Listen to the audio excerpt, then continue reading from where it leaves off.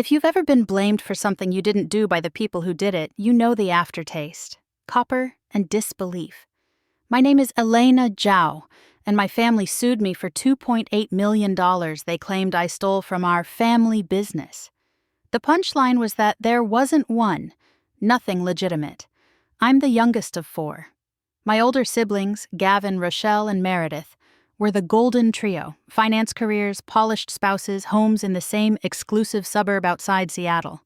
They golfed, vacationed, and compared returns like scripture. I was the odd one out. I worked as a financial analyst for a nonprofit that funded microloans and ran literacy workshops. My condo was small, my car old, my paycheck fine until it sat beside theirs. My mother introduced me with a tight smile.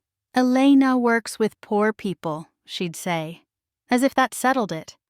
I'd turned down big banks after business school. I'd seen what the last crisis did to regular lives, and I refused to help polish the knife. My family heard only, Elena chose small. 5 years ago, my Uncle Simon, my father's younger brother, called late at night, voice thin with pain. Pancreatic cancer.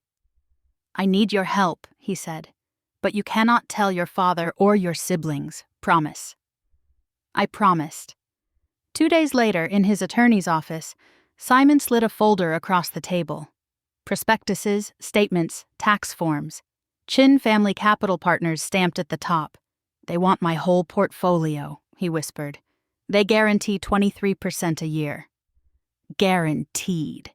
My stomach tightened. "They say it's real estate," he said. "But the numbers don't add up. If I'm right, they'll hurt people." He pushed the folder closer. "Elena," he said, "find out what this really is." I took the folder home and disappeared into numbers. Weeks online. Addresses led to empty lots. Income dwarfed the market. The fee, 42% a year, told me enough. When I traced cash flow, it turned simple. New deposits arrived, returns went out, and Gavin, Rochelle, and Meredith kept the gap. Money detoured through LLCs, then returned as consulting, a Ponzi scheme, and laundering. I met Uncle Simon at his attorney's office and slid my analysis across the table. He read in silence, knuckles whitening. "So, I'm right," he said. "You're early," I told him. He closed his eyes, then opened them with sudden focus. "Then you take my portfolio," he said. "All of it." "Simon." "No." His voice was thin but sharp. "They'll dump it into their pit and blame you when it collapses. Promise me you'll keep it away from them. Promise me you'll stop them before they take anyone else down." I promised. My voice stayed steady, though my hands sweated. He died 3 weeks later. The will was airtight and private, and it named me alone.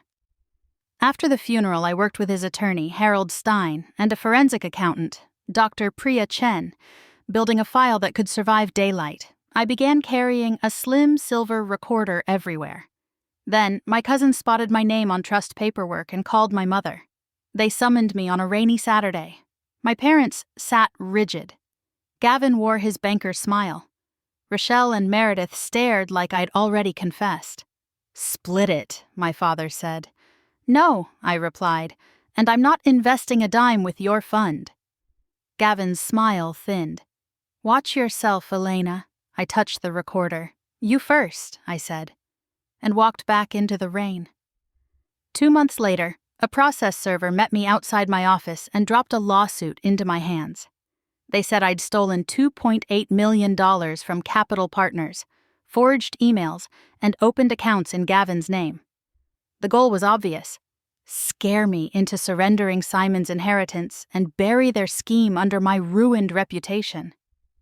I called Harold, Dr. Chen, and the FBI agent I'd already spoken with, Special Agent Luis Ortega. "Let them testify," he said. "Then we move." In September, my family filled the gallery with relatives eager to watch me lose. I sat beside my attorney, Nadia Park, with boxes of exhibits and my slim silver recorder. Gavin took the stand, sorrow arranged on his face. His lawyer offered their exhibits, statements, messages, neat spreadsheets. Nadia waited, then asked, "Name one property your fund owns."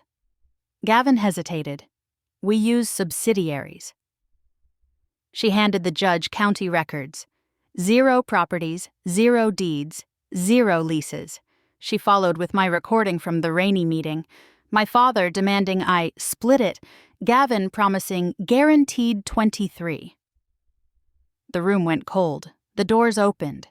Ortega entered with agents and warrants. Gavin's cuffs clinked. Rochelle cried. Meredith went rigid. My parents stared straight ahead as their wrists were bound. The judge dismissed the case and sent the filings to prosecutors.